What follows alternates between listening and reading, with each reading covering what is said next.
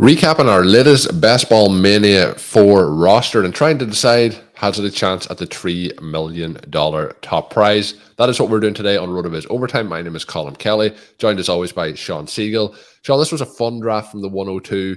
We did things, some of the players we took a little bit different than maybe that we have taken in our most recent draft. So I think that'll be fun to talk through. I know there was a few decisions that I kind of picked a player. I don't know if that's the player that you wanted to draft, so I'm interested in those discussions, how that might have affected our draft at that point or how it would have potentially affected it after. So looking forward to doing that. We had a few teams who were taking some of our players that we were hoping to get. We'll talk about how that might have affected it. So lots to go through today, Shawn, what I think will be a very interesting recap show. But as we kick things off, how are you doing today and how are you feeling about this draft overall?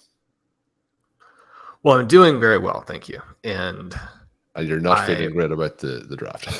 I really enjoyed drafting this team with you. I've got a new article out that, Colm, when you get to 4,000 words and you're basically just talking about one guy. Now, it extends to a player who I also consider to be more or less a do not draft. But we've had shows in the past looking at why Elijah Moore could be this year's Devontae Smith, why Romeo Dobbs could be this year's Devontae Smith. And in both of those cases, I think that the expectation for where they end up is not where Devontae Smith ended up last year. And it's not where Deebo Samuel ended up the year before. But guys who would crush their ADP. Have a new article out on the guy who could be that this year from a slightly different perspective. And again, we're looking at teams where the cheapest way to play that offense and the cheapest reasonable way, because mostly, Colm, you and I are not looking to play the really deep receivers. And we had gotten into a little bit of a discussion about it last time. We got caught up in the draft. I've been really promoting the new piece from Bjorn Yang Barnett because it was fantastic, number one, but also because there's some really cool stuff in there. One of the things talks about setting up these really late stacks and how maybe that isn't the most effective. So I would encourage people to check that out. But that dovetails with the way that you and I like to play it, which is to put together these wide receiver heavy teams. That part's not a surprise. Obviously, we had a zero RB team win the regular season $1 million last year. I almost said $100 million. We're not quite to that point yet with Underdog, but the prizes are 2024 leagues. Right, 2024 is going to be $100 million. Underdog prize is very, very large. But the zero RB teams have a lot of advantages, which is that you can put together the best receivers and then have that in front of you as you're trying to build out the quarterback position in a way that best takes advantage of week 16, week 17. So when I say the best way to play an offense, I'm not usually talking about a wide receiver 4, a wide receiver 5, although a team like the Kansas City Chiefs can't help but be interesting. When you have guys like Rashee Rice, a player we selected in this draft, you have players like Justin Ross, even someone like a Richie James. The vast majority of teams don't have that. When you're selecting those players, you're simply throwing away a roster spot. Wrapping it back around, Colm, excited about that article, excited about this team, some of the players that we picked, but also we're going to have some questions that we have to really grill each other and ourselves on. To start things out, Joe Burrow has an ADP of 408. We had selected both Chase and Higgins, so we're hoping that he makes it to us at the 411. One of the things about Burrow's ADP and this hope that he's going to make it to you is that there isn't as much of a push to get Burrow to fall by simply selecting Chase and Higgins as there are in some other dynamics in the draft. Because when you look at Burrow's ADP there of 408, you already know that that is with a lot of players drafting him who don't have either Chase or Higgins, because Chase goes in the first 2 picks. Higgins tends to go in the last 2 picks of the second round. So we know that there are a lot of drafters out there who are willing to take Burrow without the 2 pieces that make sense. They're willing to do that in round 2 or in round 4. And so you're sitting there kind of trying to make that move, and you already know that someone is very likely to grab him. I think because he gets within one spot of us, the psychological frustration, the despair, I should say, that sets in when you aren't able to add Burrow to your team. But Colm, one of the things that it does is it allows you to still play week 17, as we talked about last time, and it keeps you from having so much exposure to the Bengals. You can do some other things. So positives, negatives, how are you feeling about these first 4 rounds and how they played out? I think it's interesting because it isn't something that we've actively been trying to do in pairing, the elite wide receivers with their quarterback, and then to do it in a situation like this, trying to pair both wide receivers with the quarterback. So disappointing that it didn't work out. But again, sometimes when we do these drafts, it's almost an experiment to see how the team plays out by getting that. This is more an experiment as how the team plays out when that does not work. I'm happy with the players that we have drafted in Chase, Higgins, Stevenson, and Hockenson. I know Hockenson was one of the guys that I kind of pitched for in this draft. So if Burrow makes it one more pick, I'm happy to take Burrow there. That there then would lead to a decision between Godwin, who we did select at the 502, and TJ Hockenson. So that would have been an interesting discussion as well. But how things have played out, I'm pretty happy with. But it would have been interesting to see how the team plays out if we get Burrow there and what we maybe try and achieve as the draft moves forward at that particular point. But I like the Hockenson pick. I know you like Hockenson, but you're talking about some of the potential options. Like when we were finishing this draft off, for example, we had a number of tight ends that were, basically free if you want to pick them up in the last couple of rounds. So having the elite quarterback there would have been a potential option. Moving on to that point, I guess, I think we're both. I do want to ask you one other question about these initial picks before we move on, which is that Devontae Smith is generally selected one spot ahead of T. Higgins. I have Higgins earlier in my rankings. I know that you do as well. You made the pitch for Higgins at that point. I am wondering if, with time to look at it here and how this team developed, do you prefer Higgins separate from Chase?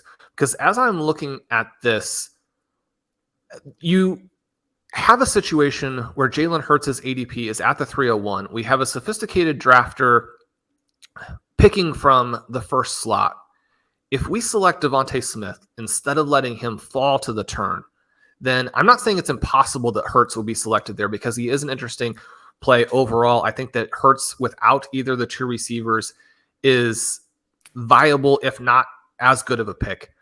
But when we have Chase and Higgins, and we have 2 guys from the same team, that same game, we don't necessarily have as much of the chance for hitting on the right guy if they don't both go off in week 17.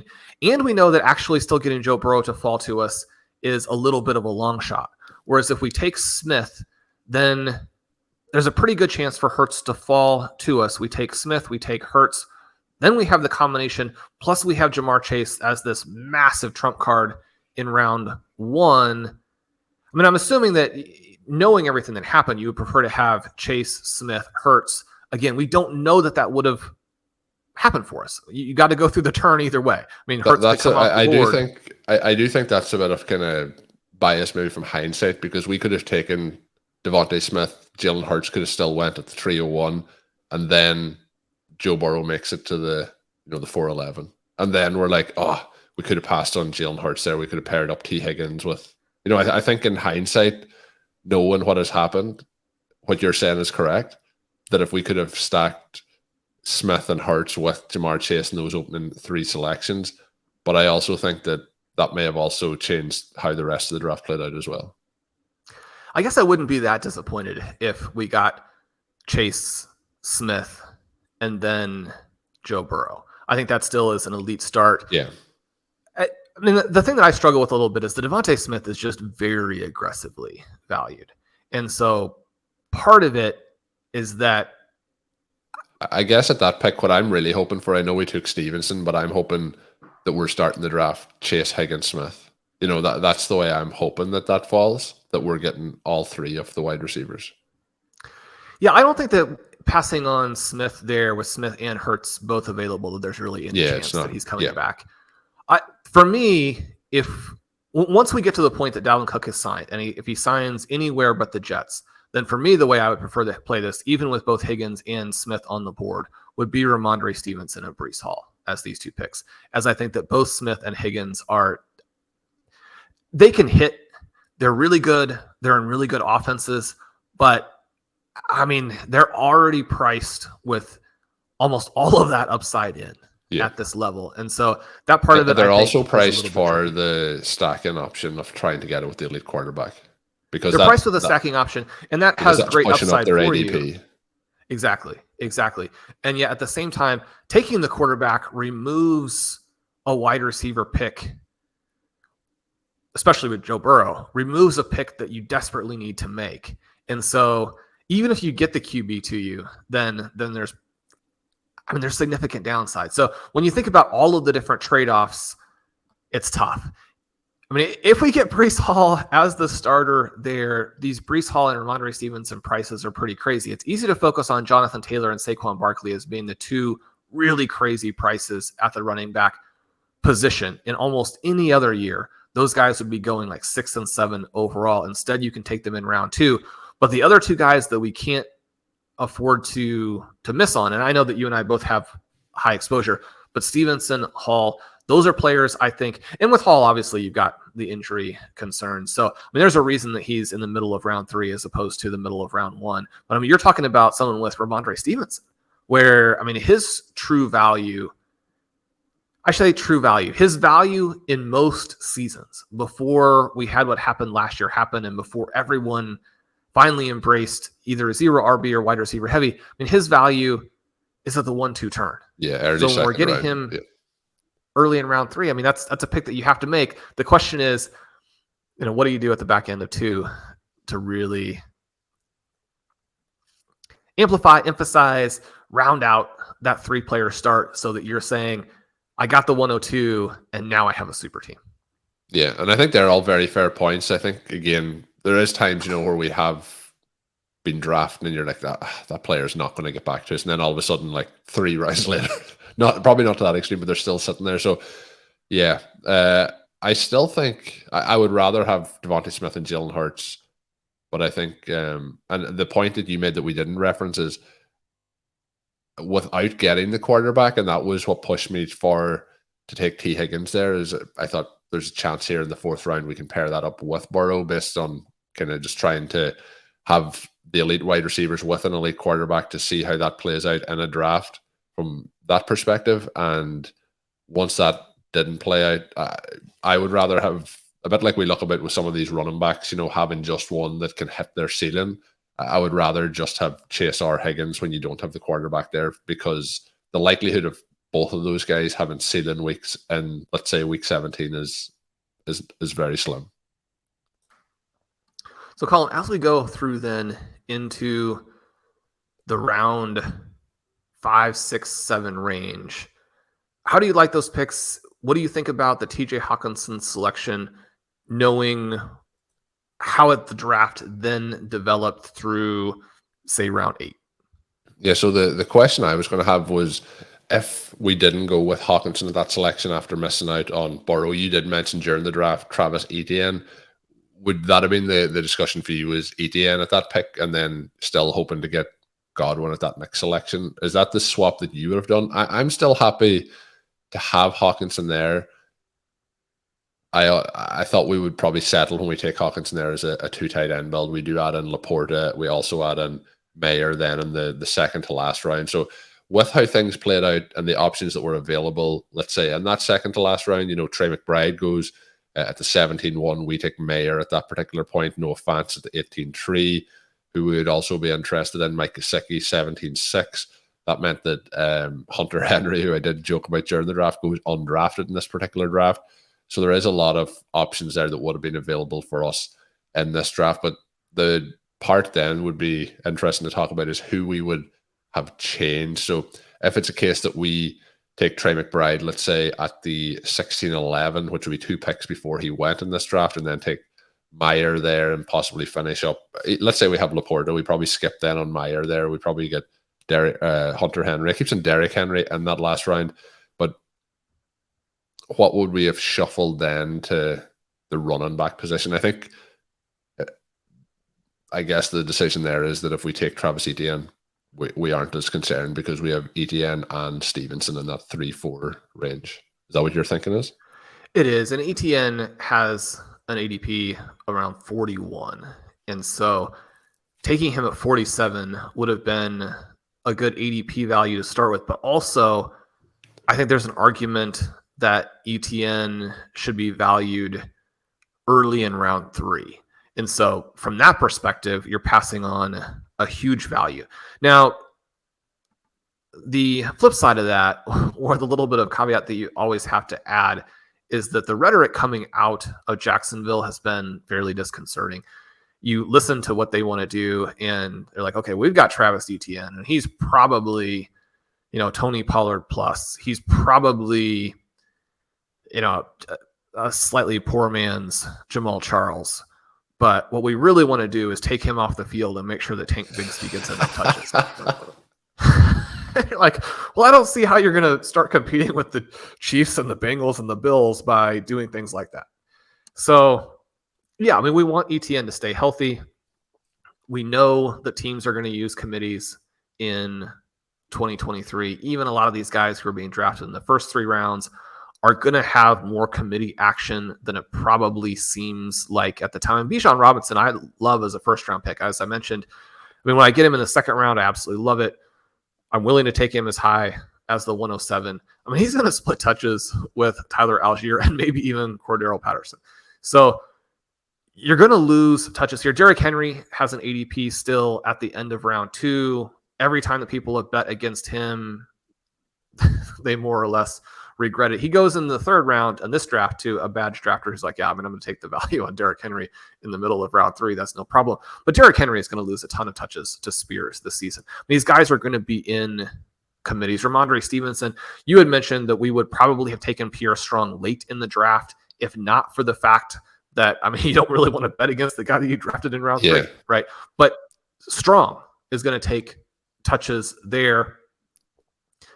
So these guys are going to be in committees, but I guess the concern basically with Etienne is that, they seem very committed to letting him just stand on the sidelines and watch the game, which when you're making a pick in the 4th round, you don't want.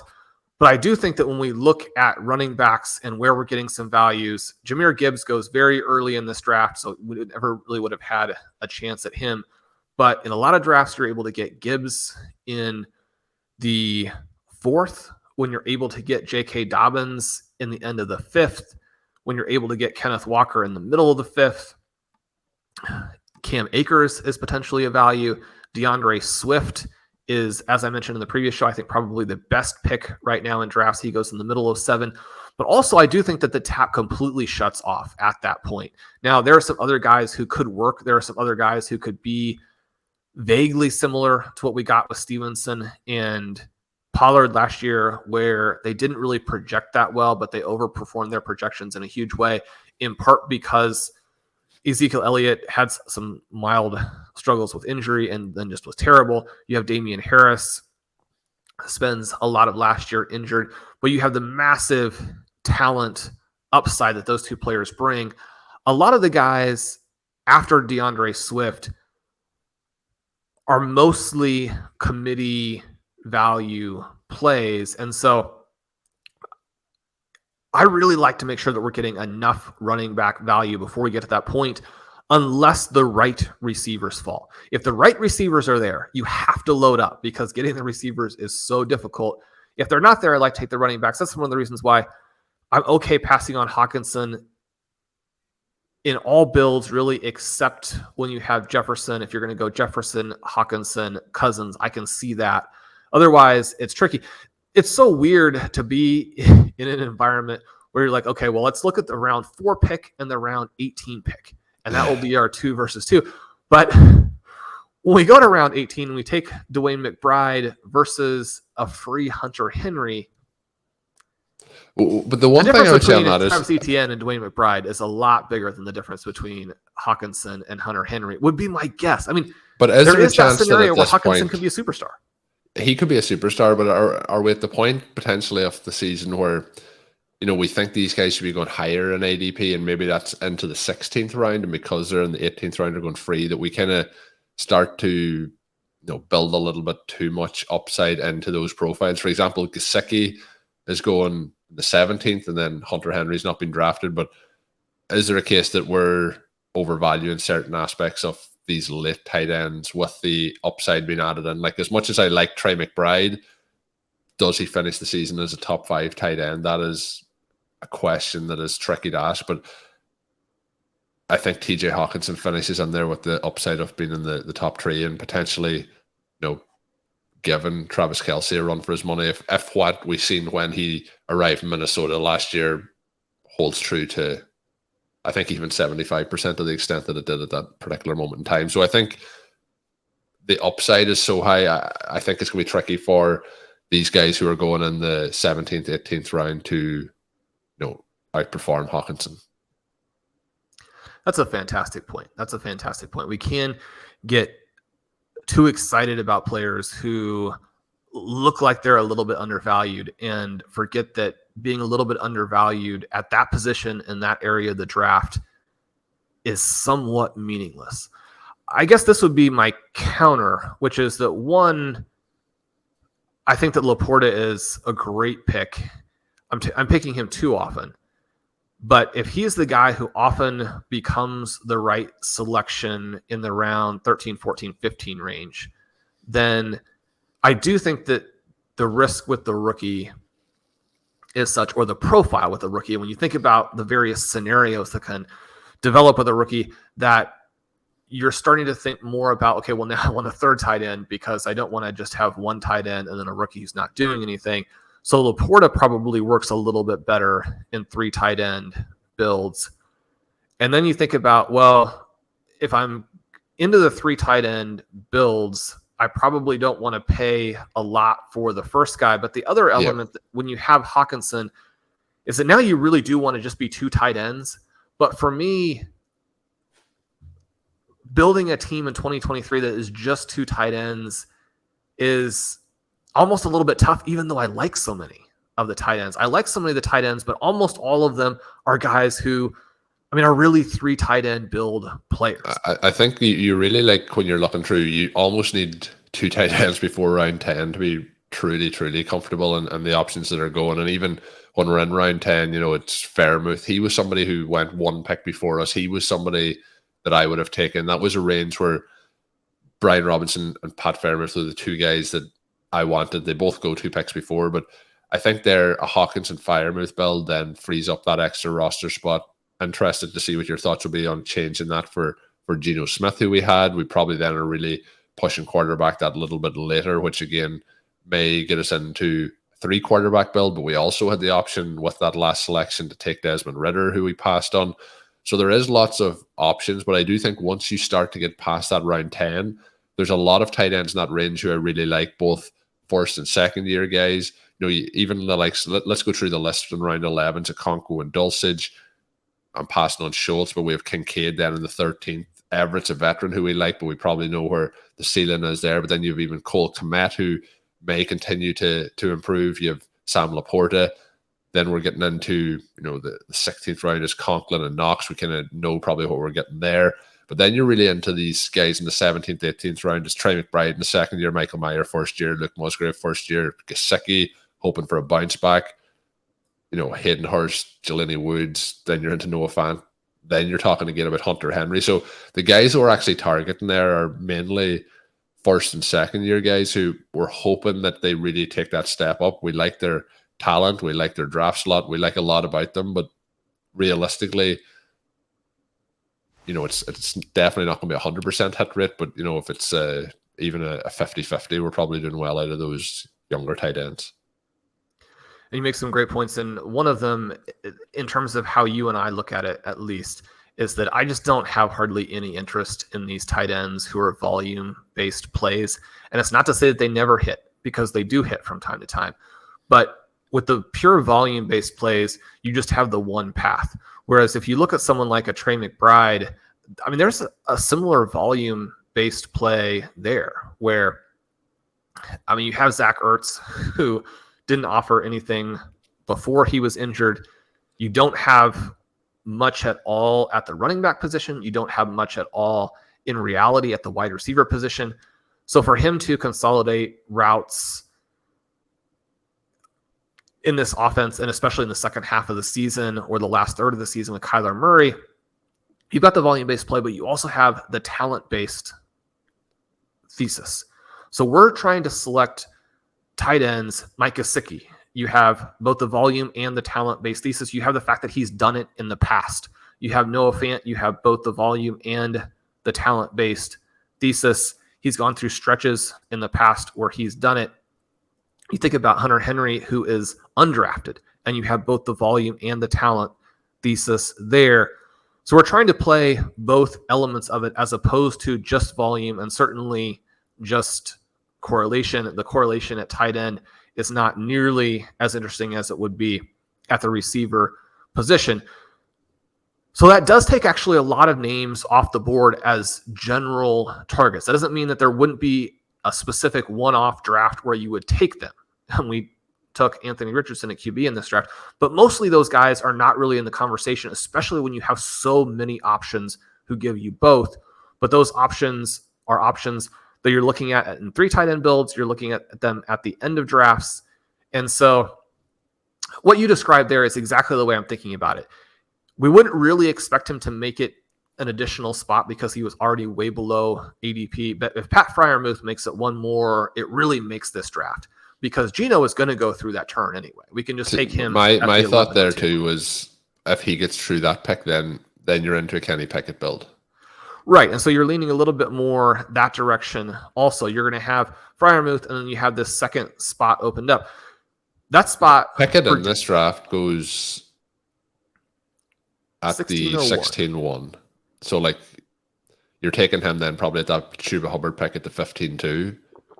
But I think again, our second quarterback, I think we probably pass on Richardson if we don't take Geno as well as probably part of that discussion. But I do think Freiermuth then with George Pickens, then with Pickett would be quite interesting on this roster. And we do get the Pickett selection from a manager with Deontay Johnson and Tyler Lockett. So they effectively set that up and then executed it late in the draft at a good price for themselves there. The other thing that you can look at here, and I think we probably should have done, and so I would consider this. I mean, usually when we go back here and we look at these drafts and there's a pick that we really don't like, even if that's the case, it's very difficult to find a selection that will be better. And that's how you ended up making a pick that you didn't like in the first place. I think that for me, passing on Dulcich at 122, even though his ADP is a little bit lower, it's probably going to continue to rise. One of the minor mistakes that I made here, and if you are drafting with us and you really want to emphasize our approach and our rankings, you can go to the rankings page, click on the Underdog rankings, go down to the bottom, go under the first download button to the second download button, and you can get an uploadable ranking sheet that you can add to Underdog. Colm, I have updated rankings from last night that I forgot to upload here, which would have probably reminded us that. So, I mean, we were drafting off a ranking sheet that's a few days older. That's the $3 million gone, Shawn. $3 million gone because actually we forgot to upload the ranking. I'm familiar enough, especially if you're drafting solo, where you don't have to work through the time constraints in quite the same way. When I'm drafting solo, it's kind of funny because I actually work on rankings or I work on article at the same time that I'm drafting. When we do the shows, it's so funny because you're under so much time pressure. You talk about the previous drafts or your previous picks, how the things are going to work. You get on the clock, you're talking with your partner. You got a filibuster as well. Well, I mean, you got to talk about stuff. I love the filibuster, but I also you've got like 10 seconds. So if you want to have any discussion, anyway.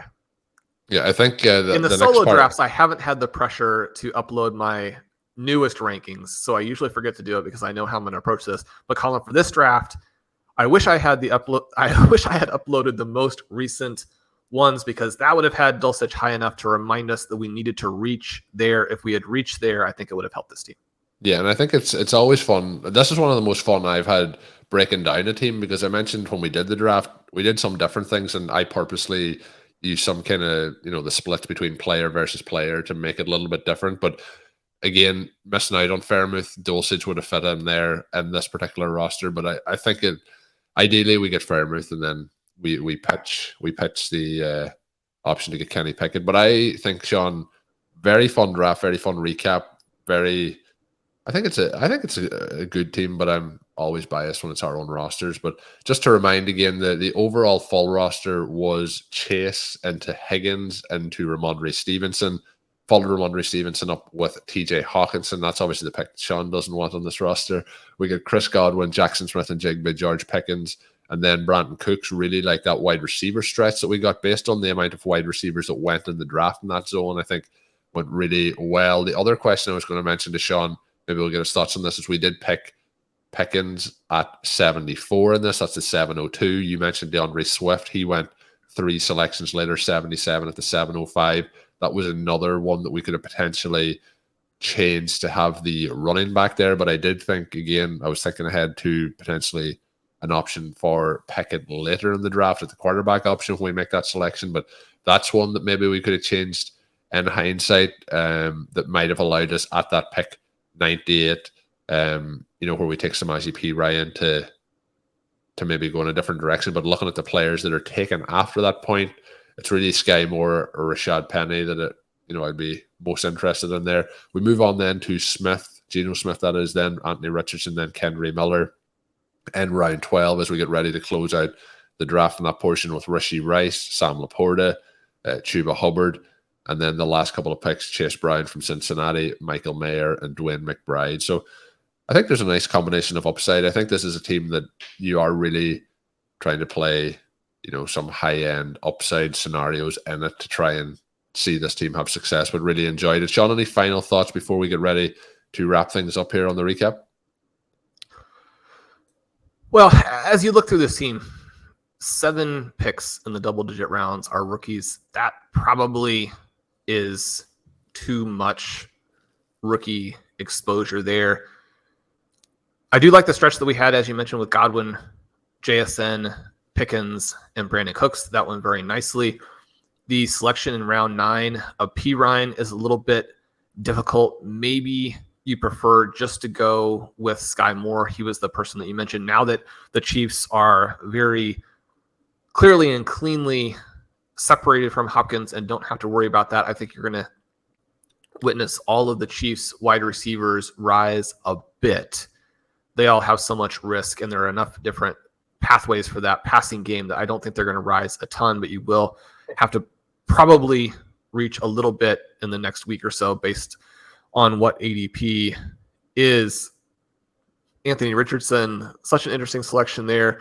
We selected him as an ADP value. How far is he going to fall? That'll be a question that we track through the upcoming months, the next 6 to 8 weeks.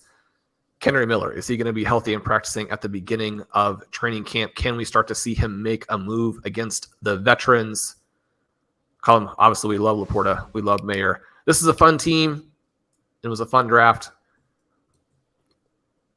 Can't wait to do another one. Yeah, we'll do some more soon. Anyone with their thoughts on what happened in this draft, best pick, worst pick, what we should have done differently, let us know. If you're watching on YouTube, you can drop it in the comments. If you're listening on the audio side of things, you can send us an email if you want at rotovizradio@gmail.com. You can contact me on Twitter at OvertimeIreland. Let us know. We love to get that interaction. It's been awesome over the last couple of months getting to know the RotoViz OT community more and more, have those interactions. So we appreciate each and every one of you for tuning in. We will be, of course, back on Friday with another edition of the show. Looking forward to bringing that to you. Anyone with topics, questions, thoughts that they would like to see potentially turned into shows, let us know. We're always happy to get those listener influenced topics and questions to cover what people are really looking to hear from myself and Shawn. So we'll have those coming your way. My name is Colm Kelly. You can follow me on Twitter at OvertimeIreland. My co-host is Shawn Siegele. Check out all of Shawn's work up on rotoviz.com. And until we are back, have a good one.